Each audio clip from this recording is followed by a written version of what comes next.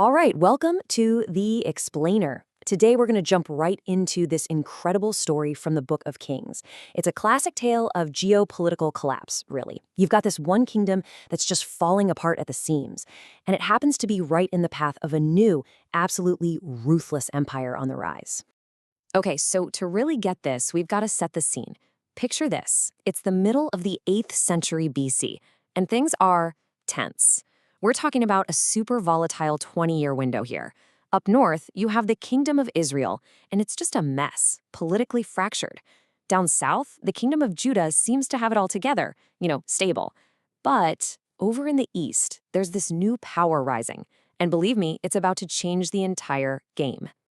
And that rising power? That's Assyria. And look, this isn't just another kingdom squabbling over borders. No. Under a brand new emperor, Assyria has transformed. It's become this relentless, expansionist war machine, and it has a terrifying new idea of what an empire should be. So, this new emperor, Tiglath-Pileser III, what's so fascinating about him is his strategy. See, he's not just about conquering land. That's old news. His goal is to completely and permanently erase the identity of the people he conquers.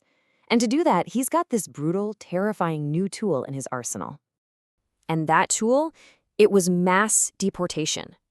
I mean, the idea was chillingly simple, but just devastating. You just uproot an entire people, scatter them all across your vast empire, and then you move foreigners into their now empty homeland. So you see, this goes way beyond just winning a war. This was a strategy of cultural, of national annihilation. It was designed to make sure a conquered people could never, ever rise up again. Okay, so with that horrifying strategy in mind, let's see where this new threat lands first. And its first major target? Well, it's the northern kingdom of Israel, which, honestly, is already teetering on the brink of complete self-destruction. The king of Israel at the time is this guy named Pekah. And he didn't exactly inherit the throne peacefully. Nope, he took it by force, through a violent assassination. So his entire 20-year reign is built on this shaky foundation of chaos and violence. And that, of course, makes his kingdom a sitting duck for a highly organized external threat like Assyria. The prophet Hosea just nails the situation here. He looks at all this internal corruption, all the political violence, and the spiritual rot in Israel, and he says it's like they're sowing the wind. And what happens when you sow the wind? You're basically just inviting a much, much bigger and more destructive storm, a whirlwind, to come and flatten you. Well, in 732 BC, that whirlwind touches down, big time. Tiglath-Pileser and his Assyrian army just sweep into the northern parts of Israel. And we need to be clear, this isn't just one battle. This is the start of a systematic, calculated dismantling of the entire kingdom.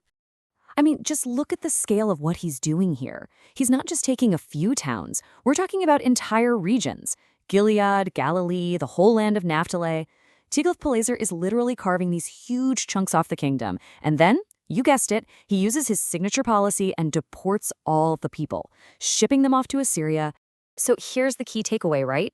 The kingdom of Israel is basically being erased from the map, piece by painful piece. Its people are scattered to the winds, its land is being swallowed up by the empire, and its entire identity is being deliberately wiped out. And the crazy part? This is all happening while its capital city, Samaria, is still standing. And while the nation is crumbling from the outside, that internal rot, that cycle of violence, it just keeps going. There's another line from Hosea that really captures this. He says, "They have set up kings, but not by me." It perfectly describes how the leadership in Israel has just become totally illegitimate, and this whole problem is about to come to a head with King Pekah himself. So, Pekah, the guy who assassinated his way to the throne, gets a taste of his own medicine. He gets assassinated by a man named Hoshea. But here's the twist. This time it's different. Hoshea almost certainly pulls off this coup with a serious blessing. So he doesn't become a real king. He becomes a puppet, a vassal ruler who's only in power because a foreign empire allows him to be. Okay, so while all this chaos and collapse is happening up north, let's shift our focus and look south, to the kingdom of Judah. Because what's going on there is, well, it's a completely different story. A really fascinating contrast. Yeah, you can really see the difference here. Israel is just trapped in this death spiral, right? Assassination after assassination, the whole country is just disintegrating. But Judah, under its king Jotham, seems like the complete opposite. You've got stable succession, a feeling of unity, and what looks like pretty competent leadership. Now, the text says Jotham was a good king, personally a righteous guy. But, and this is a big but, there was a critical weakness. He never dealt with the high places. These were local shrines all over the country that compromised the national worship. So yeah, he was a good king, but his reforms, they just didn't go far enough. And what you're looking at is a classic case of what you might call delayed reform, right? Judah has managed to dodge the chaos that's wrecking Israel for now, but by letting these foundational problems slide, Jotham is basically leaving a ticking time bomb for the next guy. The problems are all still there, just simmering right under the surface, waiting for a crisis to make them boil over. And, well, that crisis is about to arrive. The storm that's been tearing the north apart, it's turning. And now all of its fury is pointed directly south, straight at Judah. So get this, in what seems like a totally desperate, almost crazy move, King Pekah of Israel, the same guy whose kingdom is actively being dismantled by Assyria, he makes an alliance with Syria. And what do? They invade Judah together. It makes you wonder, why on earth would he do that? Well, they had a plan. It was a massive gamble, but here's what they were thinking. Step 1, attack Judah. Step 2, force King Jotham to join their rebellion against Assyria. A rebellion that was, let's be honest, completely doomed. And if he wouldn't join, step 3, get rid of him, install their own puppet king, and try to create some kind of united front against Tiglath-Pileser.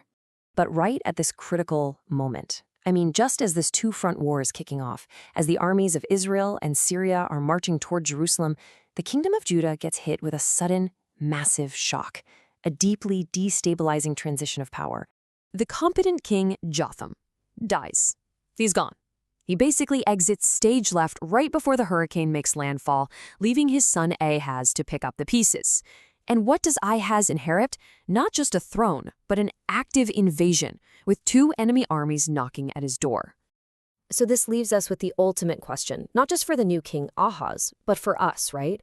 When you are completely surrounded by enemies, when your own brothers in the north have turned on you, and when the shadow of this brutal, unstoppable superpower is hanging over everything, who do you turn to? What do you do? Every single option looks like a total disaster, and the fate of an entire kingdom is hanging in the balance.